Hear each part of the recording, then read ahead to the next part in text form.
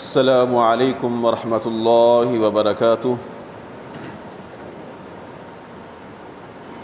ان الحمد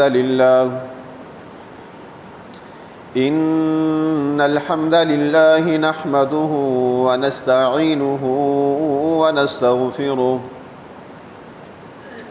ونعوذ باللہ من شرور انفسنا ومن سیئات اعمالنا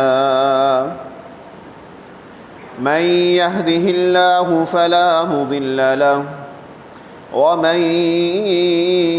يضلله فلا هادي له وأشهد أن لا إله إلا الله وأشهد أن محمدًا عبده ورسوله أرسله بالحق بشيرا ونذيرا بين يدي الساعة من يطع الله ورسوله فقد رشد واهتدى ومن يعص الله ورسوله فقد ضل وغوى فإنه لا يضر الله شيئا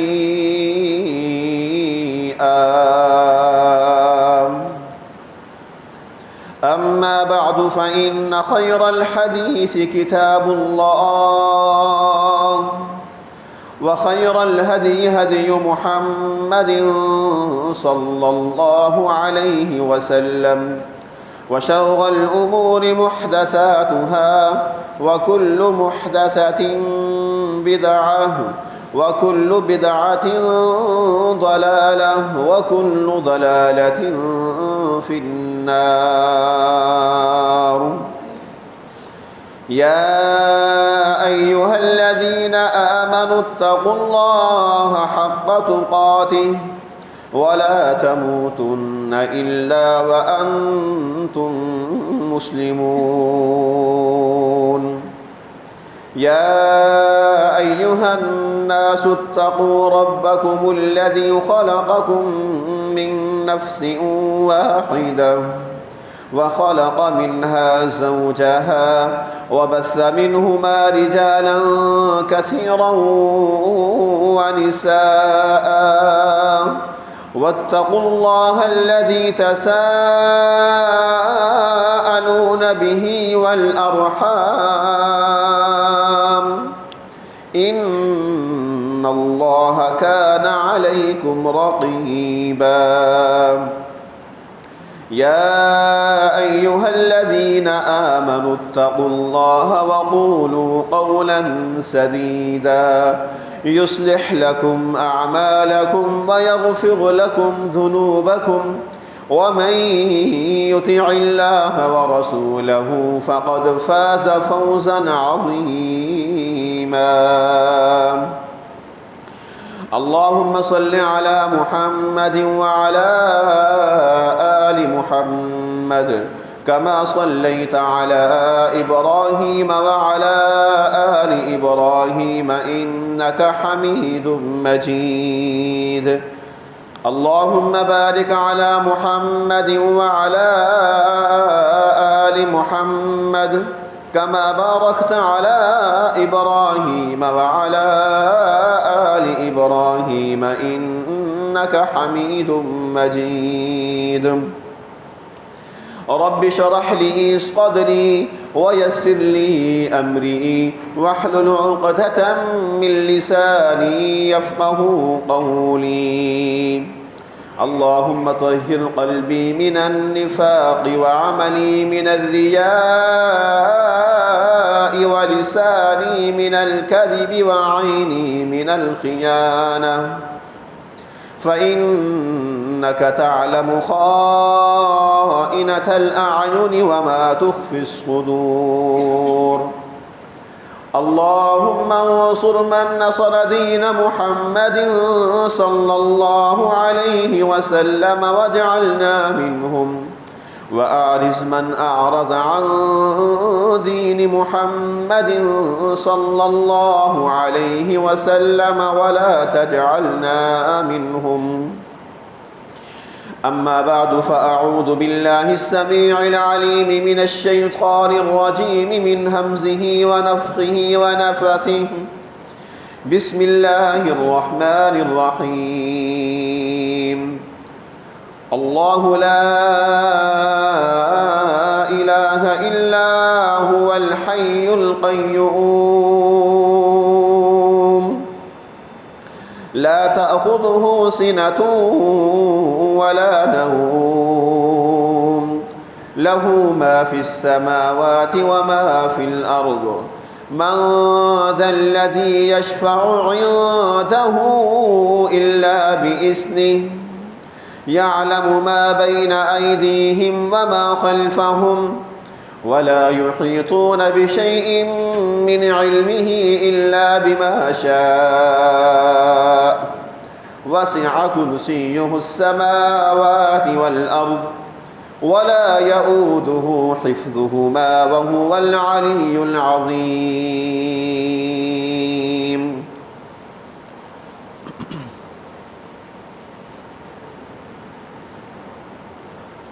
ہر قسم کی حمد و ثنا تعریفوں کی بریائی تحمید و تمجید اور تکبیر و تحلیل اللہ وحدہ لا شریک مالک کائنات خالق ارض و سما کے لیے ہے. انگنت لا تعداد بے شمار درود و سلام ہوں اس ہستی اقدس و مقدس پر جس کا نام نامی اسم گرامی حضرت محمد صلی اللہ علیہ وعلی آلہ وبارک وسلم ہے. اللہ رب العزت کی بے پایاں رحمتیں ہوں، نوازشیں، برکتیں، مغفرتیں ہوں ان نفوس قدسیہ پر جن کو صحابہ کرام رضوان اللہ علیہم اجمعین کے نام سے یاد کیا جاتا ہے. حضرات سامعین، معزز بزرگوں، زندہ دل نوجوان ساتھیوں، ننھے منھے پھول جیسے بچوں اور عزت مآب ماؤں اور بہنوں، قرآن پاک کی ایک آیت ہے جسے آیت الکرسی کہا جاتا ہے.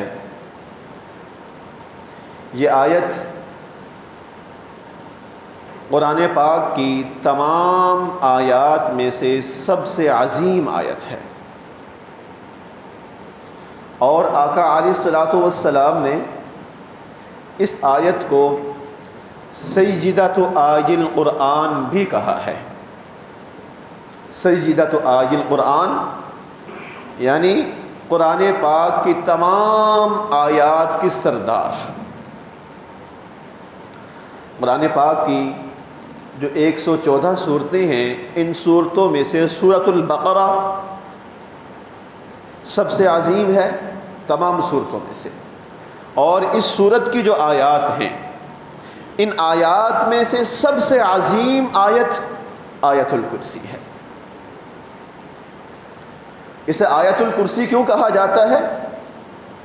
اس کی وجہ تسمیہ آیت الکرسی اس کو کہنے کی وجہ یہ ہے کہ اس میں اس کرسی کا ذکر ہے، اس کرسی کا بیان ہے، اس کرسی کا نام آیا ہے جو اتنی بڑی ہے، اتنی عظیم ہے، اتنی بڑی، اور اللہ رب العزت کی ایسی مخلوق ہے کہ اللہ کے نبی صلی اللہ علیہ وسلم فرماتے ہیں کہ اس کرسی کے مقابلہ میں ساری کی ساری کائنات ایسے ہے جیسے صحرا کے اندر ایک انگوٹھی ہو. جس طرح سے ایک بہت بڑا لقودق صحرا ہو اور اس صحرا کے مقابلہ میں ایک انگوٹھی کی کوئی حیثیت نہیں رہ جاتی، اسی طرح سے اللہ کی کرسی کے مقابلہ میں اس ساری کائنات اتنی چھوٹی ہے، اتنی کم حقیقت ہے اور اتنی معمولی ہے. اور آپ کو علم ہونا چاہیے یہ جو کائنات ہے، یہ جو دنیا ہے، یہ جو اللہ رب العزت نے بنائی ہے، یہ اتنی نہیں ہے جتنی ہمیں نظر آتی ہے. یہ ہمیں جو سمندر نظر آتے ہیں، لکدک صحرا نظر آتے ہیں، بلند و بالا پہاڑ نظر آتے ہیں، اور لامتناہی یہ جنگل نظر آتے ہیں، یہ تو بہت معمولی ہے، بہت چھوٹا سا ہے۔ اور کائنات، اگر آپ رات کو آسمان پر نگاہ دوڑائیں تو آپ کو بے شمار ستارے نظر آتے ہیں، نگاہ میں دیکھتے ہیں ہزاروں کے حساب سے، لاکھوں کے حساب سے ستارے۔ اور اگر آپ دوربین کے ساتھ دیکھیں تو یہی تعداد، ستاروں کی تعداد اور بھی بڑھ جاتی ہے۔ اور اگر ماہرین فلکیات کی جو تیار کردہ دوربینیں ہیں ان کے ساتھ اس کائنات کا، ان ستاروں کا مشاہدہ کیا جائے تو ان کی تعداد اربوں میں پہنچ جاتی ہے۔ اور یہ ستارے جو آپ کو نظر آتے ہیں یہ لاکھوں، اربوں، کھربوں کے حساب سے دیکھنے میں یہ معمولی ایک نقطے کی طرح نظر آتے ہیں، اور ان کی جسامت کتنی بڑی ہے، یہ کتنے بڑے ہیں۔ ایک ستارہ جسے ہم سورج کہتے ہیں، یہ ایک ستارہ جو ہمیں ایک گول گیند کی نظر آتا ہے، جو روزانہ مشرق سے طلوع ہوتا ہے، مغرب میں جا کر غروب ہو جاتا ہے، یہ ستارہ جو کہ ہماری زندگی کا ایک بہت بڑا سبب ہے، جس سے ہمیں انرجی ملتی ہے، جس سے ضیائی تالیف ہوتی ہے، جس سے یہ پودے اپنی خوراک تیار کرتے ہیں، وہ خوراک ہم بھی کھاتے ہیں اور جانور بھی کھاتے ہیں۔ اگر یہ ایک ستارہ نہ ہو تو اس کائنات کا، اس دنیا کا، یہاں پر انسانوں کا وجود نہ ہو۔ یہ ایک ستارہ جو ہمیں ایک چھوٹا سا گول گیند کی طرح دکھائی دیتا ہے، یہ زمین سے 12 لاکھ گنا بڑا ہے۔ یعنی یہ جو زمین کی وسعتوں کو ہم نہیں پہنچ سکے، یہ 12 لاکھ زمینیں ہو تو ایک سورج بنتا ہے، اور یہ ایک ستارہ ہے یہ۔ اور ایسے ایسے ستارے موجود ہیں جو سورج سے بھی لاکھوں کروڑوں گنا بڑے ہیں، اور ان کی تعداد اتنی ہے کہ ہم ان کی تعداد تک نہیں پہنچ سکے۔ یہ جو سورج ہے یہ ہم سے اتنا دور ہے، اس کی جسامت کا اندازہ لگائیے۔ یہ سورج ہم سے اتنا دور ہے کہ اس کی روشنی، سورج کی روشنی ہم تک 8 منٹ میں پہنچتی ہے۔ یعنی جب سورج طلوع ہوتا ہے یہ اس وقت طلوع نہیں ہو رہا ہوتا، بلکہ اس سے 8 منٹ پہلے طلوع ہو چکا ہوتا ہے۔ اور روشنی کی رفتار 1,86,000 کلومیٹر فی سیکنڈ ہے۔ جو روشنی ہے ایک سیکنڈ کے اندر 1,86,000 کلومیٹر کا فاصلہ طے کر لیتی ہے۔ اور سورج کی ہم سے مسافت کا اندازہ لگائیے کہ سورج کی روشنی جو 1,86,000 کلومیٹر ایک سیکنڈ میں طے کر رہی ہے، یہ سورج کی روشنی ہم تک 8 منٹ میں پہنچتی ہے۔ اتنی مسافت پہ ہے، اس وجہ سے ہمیں یہ چھوٹا سا نظر آتا ہے۔ جتنی کوئی چیز دور ہوتی ہے اتنی چھوٹی نظر آتی ہے۔ اور ایسے ایسے ستارے موجود ہیں جو ہم سے یہ 8 منٹ نہیں، ایک دن نہیں، ایک سال نہیں، لاکھوں سالوں کے اندر اس کی روشنی زمین تک پہنچتی ہے۔ اس سے اندازہ کیجئے ان کی جسامت کتنی ہوگی۔ اور یہ سب کچھ، یہ بڑے بڑے جسامت والے ستارے، ابھی یہ آسمان دنیا ہے۔ آسمان دنیا کے بعد پھر ایک اور آسمان ہے۔ آسمان دنیا میں کہکشائیں، کہکشاؤں کے بعد پھر اگلا آسمان، اس کے بعد تیسرا، پھر چوتھا، پانچواں، 7 آسمان، 7 آسمانوں کے بعد پھر سدرۃ المنتہا، اس کے اوپر اللہ کی کرسی۔ اتنی بڑی کائنات، اور اتنی بڑی کائنات اللہ کی کرسی کے مقابلہ میں ایسے ہے جیسے صحرا کے اندر ایک انگوٹھی پڑی ہوئی ہو۔ اس سے اندازہ کیجئے وہ کرسی اللہ رب العزت کتنی بڑی ہے۔ اس عظیم کرسی کا اس آیت کے اندر ذکر ہے، اس لیے اس آیت کو آیت الکرسی کہا جاتا ہے۔ ایک مرتبہ آقا علیہ الصلوۃ والسلام نے حضرت ابی بن کعب رضی اللہ تعالی عنہ، جو بہت بڑے قاری قرآن تھے، اتنے بڑے قرآن کے قاری، آقا علیہ الصلوۃ والسلام فرماتے ہیں وَأَقْرَأُهُمْ ابی، میرے صحابہ میں سے سب سے بڑا قاری قرآن ابی بن کعب ہے۔ ابی بن کعب رضی اللہ تعالی عنہ، ان کی عظمت کا، ان کے مقام اور مرتبے کا، ان کی شان کا اللہ کے ہاں ان کا جو مرتبہ ہے اس کا اندازہ اس بات سے لگائیے کہ ایک مرتبہ آقا علیہ الصلوۃ والسلام حضرت ابی بن کعب رضی اللہ تعالیٰ عنہ سے کہنے لگے، ابی قرآن کی تلاوت کرو، میں تمہاری زبان سے قرآن سننا چاہتا ہوں، تم قرآن پڑھو تلاوت کرو، میں سننا چاہتا ہوں۔ ابی بن کعب رضی اللہ تعالیٰ عنہ کہنے لگے، اے اللہ کے نبی آپ کیا بات کرتے ہیں، آپ تو وہ ہیں کہ آپ کو جبریل امین جو فرشتوں کے سردار ہیں وہ آپ کے ہاں قرآن کی تلاوت کرتے ہیں، میری کیا حیثیت ہے کہ میری کیا جرأت کہ میں آپ کے سامنے قرآن کی تلاوت کروں۔ آقا علیہ الصلوۃ والسلام کہنے لگے، نہیں ابی، اللہ رب العزت نے مجھے حکم دیا ہے، امرنی اللہ نے مجھے کہا ہے کہ اپنے صحابی ابی سے قرآن کی تلاوت کو سنو۔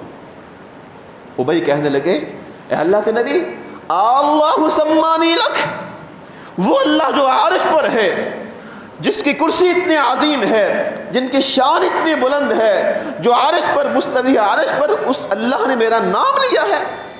آقا علیہ الصلوۃ والسلام نے جب یہ بات کہی، ابی بن کعب رضی اللہ تعالیٰ عنہ ان کی آنکھوں میں آنسو آ جاتے ہیں۔ اللہ کے نبی فرماتے ہیں، ہاں اللہ رب العزت نے تمہارا نام لے کر مجھے کہا ہے کہ ابی بن کعب سے قرآن کی تلاوت سنو۔ اتنے عظیم المرتبہ صحابی۔ ایک مرتبہ آقا علیہ الصلوۃ والسلام اپنے اس صحابی سے کہنے لگے، ابی کیا تم جانتے ہو قرآن کی سب سے عظیم آیت کون سی ہے؟ سب سے عظیم آیت قرآن کی کون سی آیت ہے؟ وہ کہنے لگے، اللہ کے رسول بہتر جانتے ہوں گے اللہ کے نبی، مجھے کیا پتا۔ آپ نے پھر سوال کیا، ابی جانتے ہو قرآن کی سب سے عظیم آیت کون سی ہے؟ ابی بن کعب رضی اللہ تعالیٰ عنہ کہنے لگے، اللہ ورسولہ اعلم۔ آقا علیہ الصلوۃ والسلام نے پھر سوال کیا۔ ابی بن کعب رضی اللہ تعالیٰ عنہ نے سوچا اور کہنے لگے، اللہ کے نبی میرے خیال میں قرآن کی سب سے عظیم آیت آیت الکرسی ہے۔ آقا علیہ الصلوۃ والسلام نے ان کے سینے پر ہاتھ مارا، تھپکبی دی، تھپتپی دینے کے بعد کہا، شاباش ہنیئا لک یا ابی، اے ابی تمہیں تمہارا علم مبارک ہو، تم نے صحیح بات کی، قرآن کی سب سے عظیم آیت آیت الکرسی ہے۔ اس آیت الکرسی کے خصائص بے شمار۔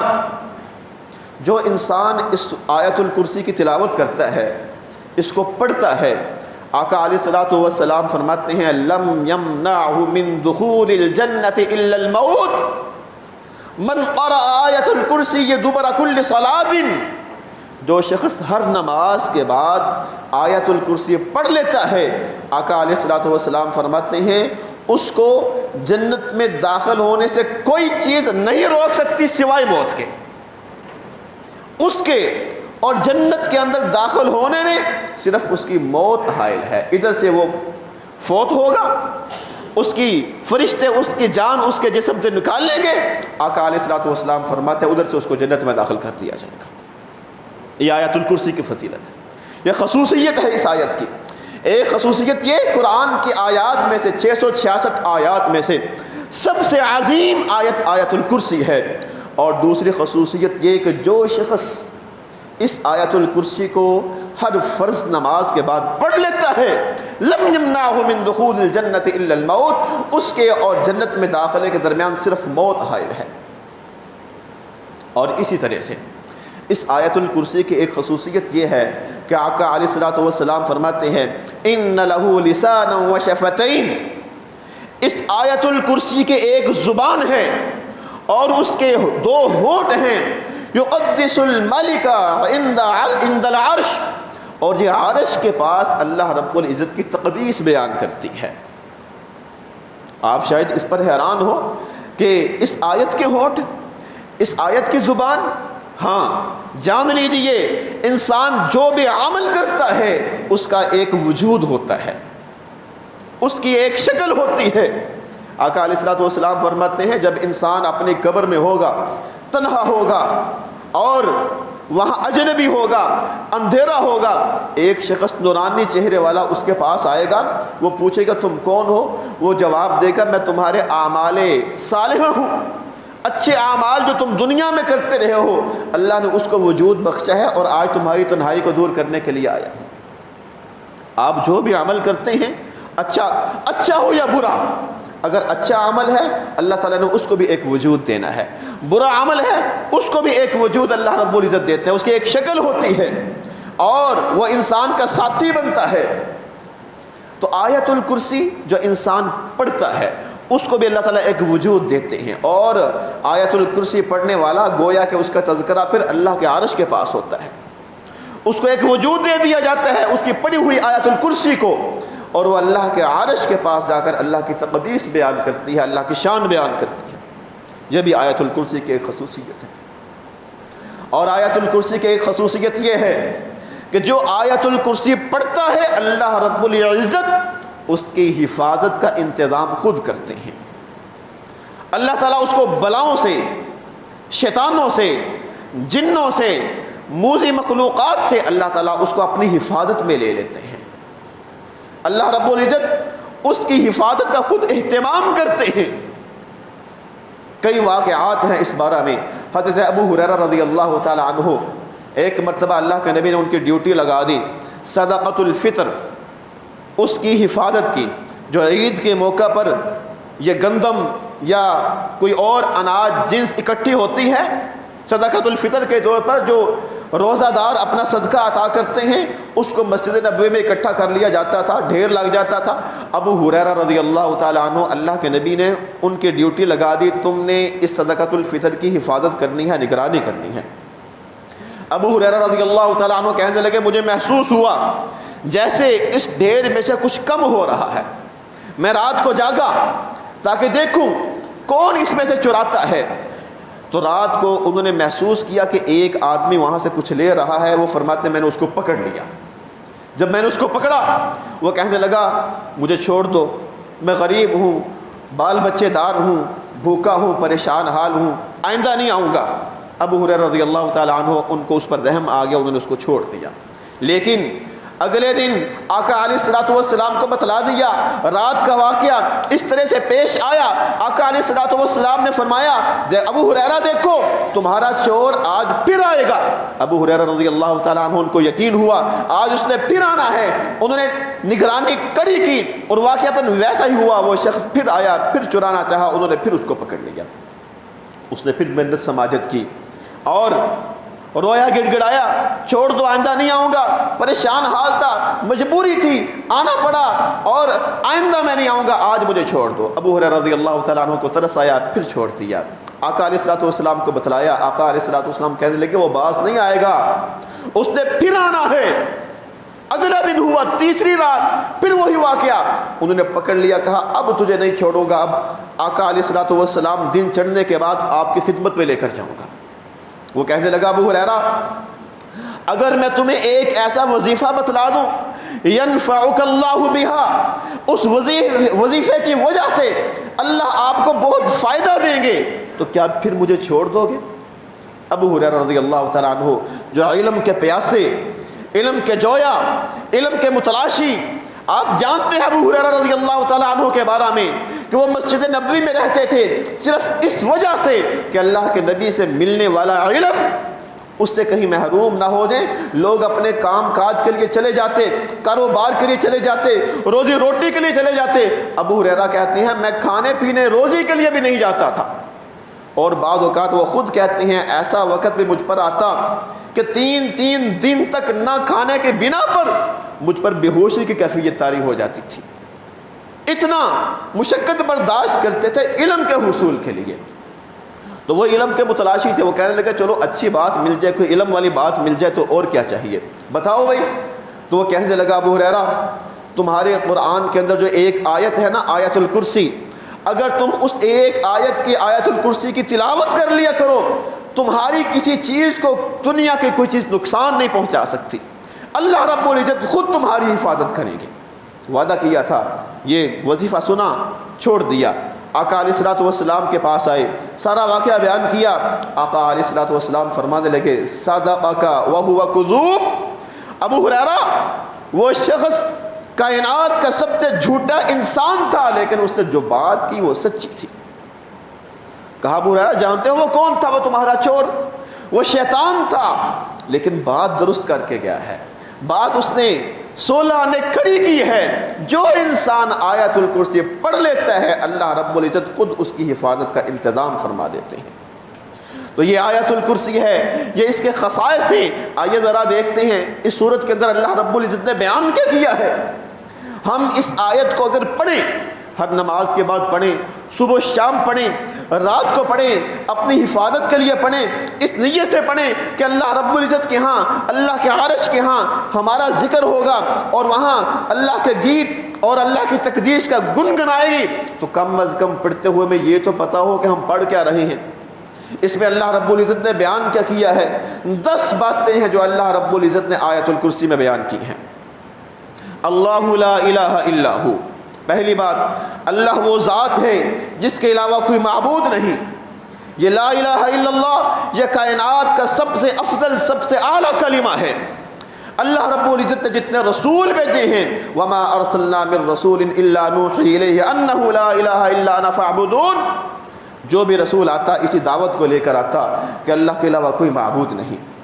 پہلا جملہ، پہلی بات اس آیت الکرسی کی، اللہ لا الہ الا ہو، اللہ وہ ذات ہے، اس کے ذات کے علاوہ دنیا کے اندر کوئی شخصیت، کوئی ہستی ایسی نہیں ہے جو عبادت کے لائق ہو۔ کیوں؟ کوئی ہستی کیوں نہیں ہے جو عبادت کے لائق ہو؟ اس کے دلائل اللہ رب العزت نے آگے بیان کیے ہیں۔ اس لیے کہ الحی القیوم، دوسری بات جو پہلے جملے کی دلیل ہے، اس لیے کہ وہ الحی ہے، القیوم ہے۔ الحی ہمیشہ سے زندہ رہنے والا، ابد سے ازل تک زندہ، وہ اللہ کی ذات ہے۔ کائنات کے اندر کوئی بھی ایسی مخلوق نہیں ہے جس کے بارے میں یہ کہا جائے کہ وہ ازل سے زندہ ہے اور ہمیشہ زندہ رہے گی۔ تو عبادت کے لائق، الوہیت کے لائق صرف وہی ذات ہو سکتی ہے جو ہمیشہ سے ہو۔ الحی وہ زندہ ہے، القیوم اور ساری کائنات کو، ساری کائنات کے انتظام و انصرام کو، ساری کائنات کے نظام کو کنٹرول کیے ہوئے ہے، قائم کیے ہوئے ہے، سنبھالے ہوئے ہے۔ آپ کا وجود، آپ کے وجود کے یہ انگلیوں کے پورے، انگلیوں کے پوروں کے اوپر یہ جو فنگر پرنٹ لائنیں ہیں، ان سے لے کر آپ کے پورے وجود تک، آپ کے خون کے قطرے اور قطروں کے اندر ایک ایک قطرے میں جو مالیکیول ہیں، مالیکیول کے اندر جو چھوٹے سے چھوٹا ذرہ ہے، اس چھوٹے سے چھوٹے ذرے کے اندر جو کروموسومز ہیں اور جو ڈی این اے ہے، ہر ایک کا ڈی این اے مختلف، اس ہر ایک ڈی این اے کو وہی ذات کنٹرول کیے ہوئے ہے۔ سر سے لے کر پاؤں تک آپ کے وجود کے ایک ایک حصے کو، آپ کے ہر نظام کو، نظام انہضام کو، نظام تنفس کو اور خون کے گردش کے نظام کو اور جو آپ کے ٹچ کا محسوس کرنے کا نظام ہے، اس نظام کو، اعصابی نظام کو، دماغی نظام کو، ایک وجود میں بے شمار نظام ہے، ایک نظام کے اندر چھوٹی سی خرابی پیدا ہو جائے انسان کا وجود نکارا ہو جاتا ہے۔ ایک ایک چیز کو وہ اکیلی ذات القیوم وہ کنٹرول کیے ہوئے ہے، وہ سنبھالے ہوئے ہے۔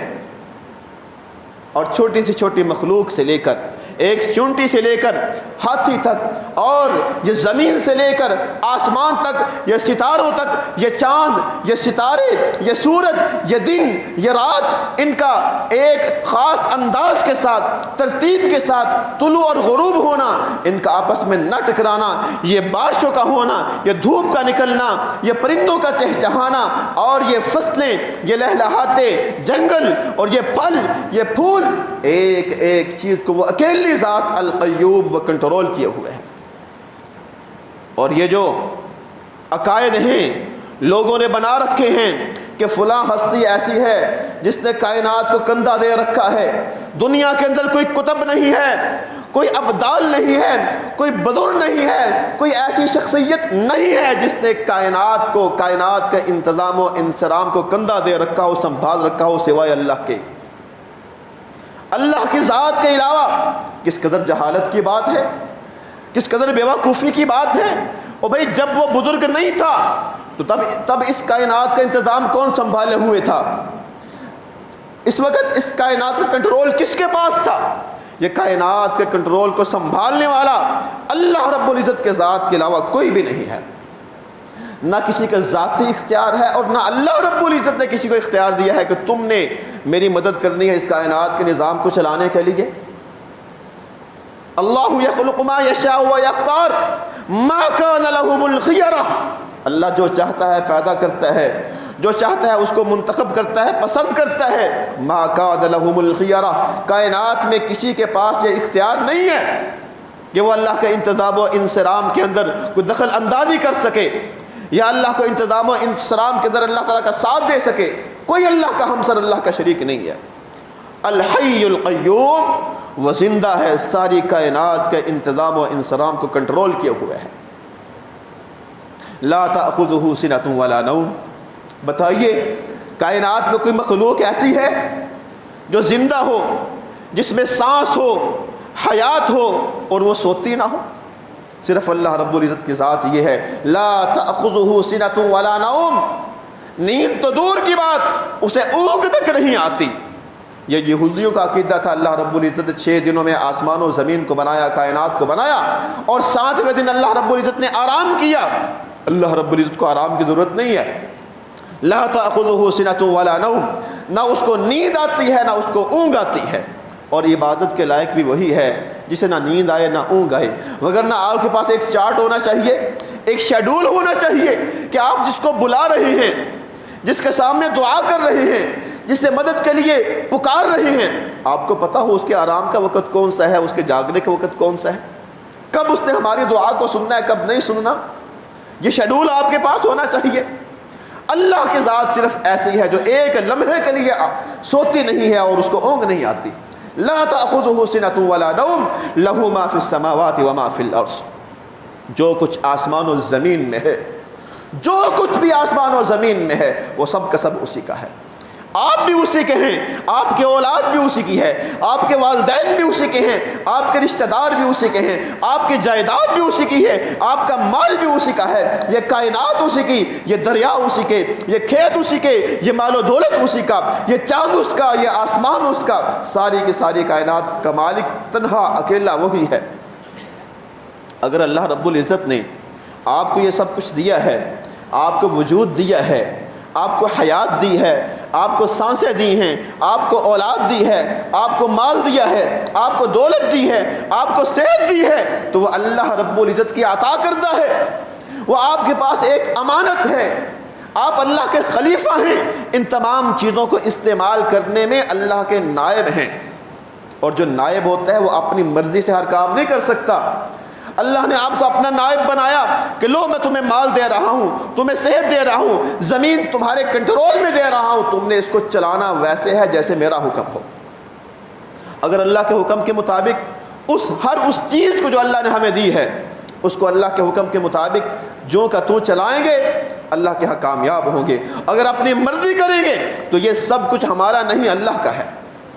اگر انسان یہ عقیدہ بنا لے، یہ سمجھ لے کہ جو کچھ میرے پاس ہے لہو ما فی السماوات و ما فی الارض، وہ سب کا سب اللہ کا ہے، تو کبھی سرکشی پر نہ اترے، کبھی اللہ کی نافرمانی نہ کرے۔ تو ایک مسلمان کا عقیدہ یہ ہے کہ لہو ما فی السماوات و ما فی الارض، اور جس کا یہ عقیدہ ہوتا ہے پھر وہ اللہ کی راہ میں خرچ کرنے سے نہیں کتراتا، وہ مال اللہ کی راہ میں دینے سے نہیں کتراتا، وہ زکوٰۃ دینے سے نہیں ہچکچاتا۔ یہ تو قارون کا نظریہ تھا، اس نے یہ کہا تھا میں نے جو کمایا ہے اپنی حیثیت سے، اپنی طاقت کے ساتھ، اپنی ذہانت کے ساتھ کمایا ہے۔ ایک مسلمان کا یہ عقیدہ نہیں ہوتا، وہ سمجھتا ہے سب کا سب اللہ کا ہے۔ لہو ما فی السماوات و ما فی الارض، جو کچھ آسمان و زمین میں ہے سب کا سب اسی کا۔ من ذا الذی یشفع عندہ، کون ہے جو اس کے ہاں سفارش کر سکے؟ الا باذنہ، اس کی اجازت کے بغیر۔ اس جملے کے اندر یہ جو 5ویں بات آیت الکرسی میں آئی ہے، 5ویں بات جو اللہ رب العزت نے اس آیت الکرسی میں بیان کی ہے، اس کے اندر ایک خاص رعب ہے، دبدبہ ہے، ہیبت ہے، جلال ہے اس آیت کے اندر۔ من ذا الذی یشفع عندہ الا باذنہ، ذرا سامنے لاؤ، کون جرأت کر سکتا ہے جو اللہ کے ہاں اللہ کی اجازت کے بغیر سفارش کر سکے، جو اللہ کے ہاں اپنی زبان کو کھول بھی سکے؟ کون ہے؟ ہم نے یہ عقیدہ بنا رکھا ہے، ہم نے یہ سوچ بنا رکھی ہے کہ جناب ہمارے جو بزرگ ہیں وہ جو چاہیں اللہ سے منوا سکتے ہیں، وہ اللہ کے ہماری سفارش کر دیں گے، ہمارا بیڑا پار ہو جائے گا، فلاں کے لڑی لگ جاؤ، فلاں کے دامن کو تھام لو، فلاں کی مریدی کو اختیار کر لو، وہ اللہ کے فیصلے کو بدل دیں گے، وہ اللہ کی تقدیر کو بدل دیں گے۔ ذرا اس 5ویں جملے پر غور کیجئے، کیسے روب اور جلال اور دبدبے کے ساتھ اللہ بیان کر رہے ہیں۔ من ذا الذی یشفع عندہ، ذرا سامنے تو لاؤ، کون ہے جو اللہ کے ہاں سفارش کی جرات کر سکے اللہ کی اجازت کے بغیر؟ اللہ کے ہاں سفارش ضرور ہوگی لیکن اللہ کی اجازت کے بغیر، اور اتنی سفارش ہوگی جتنی اللہ اجازت دیں گے، اس کے لیے سفارش ہوگی جس کے لیے اللہ اجازت دیں گے۔ یہ سفارش کے عقیدے کو سمجھ لیجئے، سفارش کے مسئلے کو سمجھ لیجئے۔ نمبر 1، اللہ کی مرضی کے بغیر کوئی سفارش نہیں کر سکتا، وہی سفارش کرے گا جس کو اللہ اجازت دیں گے۔ نمبر 2، جس کے لیے اجازت دیں گے اس کے لیے سفارش ہوگی، یہ نہیں کہ جس کو اجازت مل گئی اب جس کے لیے مرضی سفارش کرتا رہے، نہیں، جس کے لیے اللہ اجازت دیں گے کہ جناب اس کے لیے سفارش کرو تو اس کے لیے سفارش قابل قبول ہوگی، اپنی مرضی سے نہیں کر سکے گا۔ اور تیسری بات، جتنی سفارش کی اجازت ہوگی اتنی ہی سفارش کی جائے گی۔ اس کو میں آپ کو مثال کے ساتھ سمجھاتا ہوں۔ ہمارے پاس پیپر آتے ہیں یہ یونیورسٹی سے مارکنگ کے لیے، اور یونیورسٹی کی طرف سے ہدایات ہوتی ہیں کہ جناب جس کے 30 نمبر ہوں، 33 نمبر والا پاس ہے، اگر کسی کے 30 نمبر ہوں آپ چاہیں تو اس کے نمبر 30 کے بجائے 33 کر کے اس کو پاس کر دیں۔ گویا کہ جو ممتحن ہے اس کو یونیورسٹی ایک اعزاز دیتی ہے، اگر آپ چاہیں تو 33 نمبر والے کو 3 نمبر اور دے کر پاس کر سکتے ہیں۔ یہ ایک اعزاز دے دیا ممتحن کو۔ اس کا مطلب یہ نہیں ہے کہ کسی کے 10 نمبر ہیں تو ہم اس کو بھی جناب 33 دے کر پاس کر دیں، یہ ہمارا اختیار نہیں ہوتا۔ جس نے محنت کی ہے، کوشش کی ہے، 30 نمبر ہیں، پاس ہونے میں تھوڑے سے نمبر کم ہیں، اگر ممتحن چاہے تو تھوڑے سے نمبر اور لگا کر اس کو پاس کر سکتا ہے۔ یہی معاملہ سفارش کے اندر ہے۔ وہ شخص جس نے دنیا میں محنت کی ہے، کوشش کی ہے، تگودو کی ہے، اللہ کے احکامات کو مانا ہے، انسان ہونے کے ناطے سے کمی اور کوتاہی ہو گئی ہے، انبیاء کے اعزاز کے اندر اس شخص کے لیے اللہ اجازت دیں گے اگر آپ اس کی سفارش کر دیں تو اس کو ہم پاس کر دیں گے۔ ایسا نہیں ہے ایک انسان چور ہے، ڈکیت ہے، زانی ہے، قاتل ہے، اللہ کی نافرمانیاں کرنے والا، شرک کرنے والا، اور کوئی نبی چاہے تو اس کی سفارش کر کے اس کا بیڑا پار کر دے؟ نہیں۔ آقا علیہ الصلوۃ والسلام حضرت فاطمہ کو مخاطب کر کے کہتے ہیں، اے بیٹی دنیا میں جو چاہو طلب کر لو، میں اس میں جتنی حیثیت ہے دوں گا، لیکن آخرت میں کسی کے کام نہیں آ سکوں گا۔ یہ سفارش کا عقیدہ ہے۔ تو اس آیت پر غور کیجئے، اس جملے پر غور کیجئے، من ذا الذی یشفع عندہ الا باذنہ، ذرا سامنے لاؤ کون ہے جو اللہ کی اجازت کے بغیر اللہ کے ہاں سفارش بھی کر سکے؟ کیوں سفارش کوئی نہیں کر سکتا؟ اس لیے نہیں کر سکتا کہ اللہ کی ذات کی بلندی کے مقابلے میں کسی کو کی حیثیت نہیں ہے، اور دوسری وجہ یہ ہے یعلم ما بین ایدیہم وما خلفہم، کہ اللہ جانتے ہیں، انہیں علم ہے جو انسانوں کے آگے ہے، جو پیچھے ہے، جو ہمیں نظر آتا ہے وہ بھی اللہ کے علم میں ہے، جو ہمیں نظر نہیں آتا وہ بھی اللہ کے علم میں ہے۔ یعلم ما بین ایدیہم وما خلفہم، جو ہم نے کر رہے ہیں وہ بھی اللہ کے علم میں ہے، وما خلفہم، جو ہم نے کرنا ہے وہ بھی اللہ کے علم میں ہے۔ یعلم ما بین ایدیہم وما خلفہم، جو ہم کر رہے ہیں وہ بھی اللہ کے علم میں ہے، جو ہم کر چکے ہیں وہ بھی اللہ کے علم میں ہے۔ دنیا کے اندر کوئی ہستی ایسی نہیں ہے جو ہر انسان کے ریکارڈ کو جانتی ہو، کس نے کیا کیا ہے اور کس نے کیا کرنا ہے اور کون کیا کر چکا ہے، یہ صرف اللہ کے علم میں ہے۔ سفارش کرنے والا تو یہ کہتا ہے نا کہ جناب میں اس بندے کو جانتا ہوں، یہ اچھا آدمی ہے، آپ میری بات کو مان لیں، اس کو چھوڑ دیں۔ گویا کہ سفارش کرنے والا اس بنا پر، اس بنیاد پر سفارش کر رہا ہوتا ہے کہ میں اس کو ذاتی طور پر جانتا ہوں، لیکن اللہ رب العزت کی ذات، اللہ کے علم کے مقابلے میں کسی کا علم نہیں ہے۔ جب کسی کا علم نہیں ہے تو کوئی سفارش بھی نہیں کر سکتا۔ یعلم ما بین ایدیہم وما خلفہم ولا یحیطون بشیء من علمہ الا بما شاء، اور لوگوں کو اتنا ہی علم ہے جتنا اللہ دینا چاہے۔ کسی کے پاس کوئی علم نہیں ہے، اللہ کے علم کے مقابلہ میں کسی کے علم کی کوئی حیثیت نہیں ہے۔ ہمارے پاس جو علم ہے جتنا بھی وہ سائنس کا علم ہو، وہ دین کا علم ہو، وہ کائنات کا علم ہو، وہ فلکیات کا علم ہو، اللہ کے علم کے مقابلہ میں اس کی حیثیت ایسے ہے جیسے ایک سمندر کے اندر ایک سوئی کو ڈالا جائے اور اس سوئی کے ناکے میں سوراخ میں جتنا پانی لگتا ہے اتنا پانی گویا کہ ہمارا علم ہے، اور اس کے علاوہ جو سارا سمندر ہے وہ اللہ کا علم ہے۔ جب ہمارے پاس علم ہی نہیں ہے، کسی کے پاس کائنات میں علم نہیں ہے، اللہ کے علم کے مقابلہ میں سفارش بھی کوئی نہیں کر سکتا۔ وَلَا يُحِيطُونَ بِشَيْءٍ مِّنْ عِلْمِهِ إِلَّا بِمَا شَاءَ وَسِعَ كُرْسِيُّهُ السَّمَاوَاتِ وَالْأَرْضِ، اور اللہ کی کرسی وہ آسمان و زمین کو وسیع ہے، آسمان و زمین سے بڑی ہے، ساری کائنات سے بڑی ہے۔ وَلَا يَئُودُهُ حِفْظُهُمَا، اور نویں بات، اللہ رب العزت کو اس ساری کائنات کے انتظام و انصرام کو چلانے کے بعد کوئی تھکاوٹ محسوس نہیں ہوتی، کوئی مشکل محسوس نہیں ہوتی۔ وَلَا يَئُودُهُ حِفْظُهُمَا، آسمان و زمین کی حفاظت اس کو تھکاتی نہیں ہے۔